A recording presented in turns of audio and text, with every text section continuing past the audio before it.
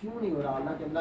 اللہ کے قرآن نے فرمایا کہ نماز جو ہے وہ بے حیائی اور برے کاموں سے روکتی ہے، فحاشی اور برے کاموں سے نماز روکتی ہے۔ اب ہماری نماز کیسی ہے کہ ہم روزانہ 5 وقت کا نماز تو پڑھ رہے ہیں لیکن ہمیں تو روک ہی نہیں رہی، ہم ساتھ میں برے گناہ بھی کیے جا رہے ہیں اور کیا کیا کچھ کیے جا رہے ہیں۔ تو کیوں نہیں ہماری نماز؟ اصل میں کیا ہوتا ہے کہ ہماری نماز صحیح نماز نہیں ہوتی۔ اگر صحیح ہم نماز ادا کریں تو ہماری نماز جو ہے ہمیں بہت جلد برے کاموں سے روکے، اللہ کے قریب کر دے۔ اب وہ نماز صحیح کیسے ہوگی؟ جب ہم اس کا صحیح طریقہ سیکھیں گے۔ صحیح طریقہ کہاں سے شروع ہوتا ہے؟ یہ آپ بہنیں بھی اور بھائی بھی اس بات کو سن لیں۔ حج اور اللہ کی ساری عبادتوں کے لیے سب سے پہلے بندے کا ظاہر پاک ہونا لازم ہے، ظاہری طور پر پاک ہونا لازم ہے۔ اس پاکی کی 2 قسمیں ہیں۔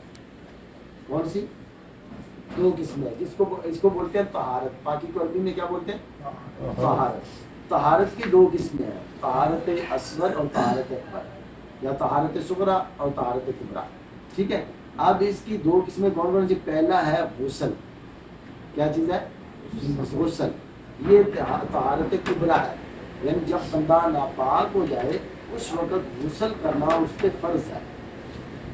جب بندہ ناپاک ہو جائے اس پہ غسل کرنا فرض ہے۔ جیسے جب بندہ بڑی عمر کو، بچے پہنچتے ہیں جسے ہم بالغ بولتے ہیں، اس عمر کو جب پہنچتے ہیں تو بہنوں پہ بھی جو خاص شرعی دن آتے ہیں ان سے جب وہ نکلتی ہیں ان کے لیے غسل کرنا فرض ہوتا ہے۔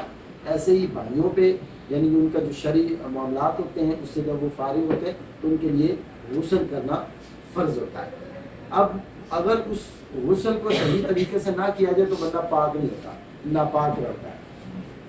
اگر بندہ ناپاک رہا، پاک نہیں ہوا، تو وہ قرآن پڑھے گا تو گناہ گار ہوگا، وہ مسجد میں جائے گا تو گناہ گار ہوگا، قرآن کی تلاوت کرے گا گناہ گار ہوگا، ثواب کے بجائے اسے گناہ ملے گا، اور پھر اس کی زندگی مصیبتوں میں گرتی جاتی ہے۔ کیوں؟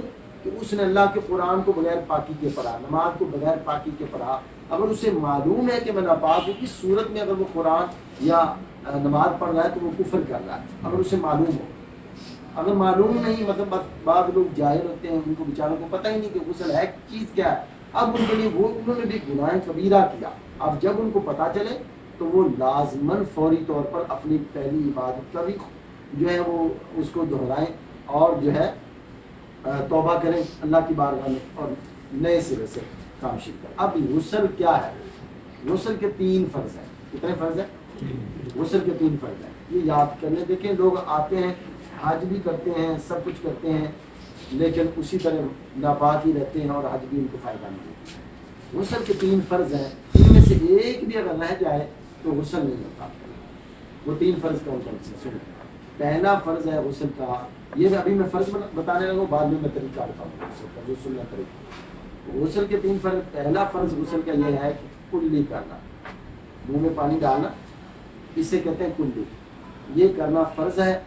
اگر روزہ نہیں تو غرغرہ کرنا چاہیے، یعنی منہ میں پانی ڈال کے یوں گلے تک لے کے جانا چاہیے اگر روزہ نہیں۔ اگر روزے کی حالت میں تو صرف کلی پہ ہی اختصار کرو، کلی پہ ہی گزارا کرنا۔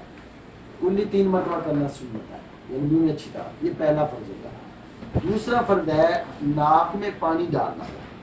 ناک میں پانی ڈالنا ہے کہاں تک؟ یہ جو نرم ہڈی ہوتی ہے اس تک پانی ڈالنا جو ہے یہ فرض ہے۔ ناک کے اندر، یہ اندر نرم ہڈی ہوتی ہے، اس تک پانی چلانا فرض ہے۔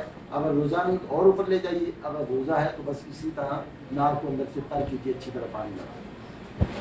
یہ 3 مرتبہ سنت ہے، یعنی ہر یہ کام 3 مرتبہ سنت۔ اس کے بعد غسل کا تیسرا فرض ہے، وہ کیا ہے کہ آپ کے پورے جسم پہ پانی بہانا، جسم کا کوئی حصہ خشک نہ رہے۔ وہ چہرے فارغ ہوگی، ادھر کھانا کھا لیا لوگوں نے فارغ، میرے دن ادھر بیٹھ گئے، ادھر رش زیادہ ہو گیا، لوگ کھڑے ہوئے، سب بیٹھ گئے، فائدہ ہو جائے گا۔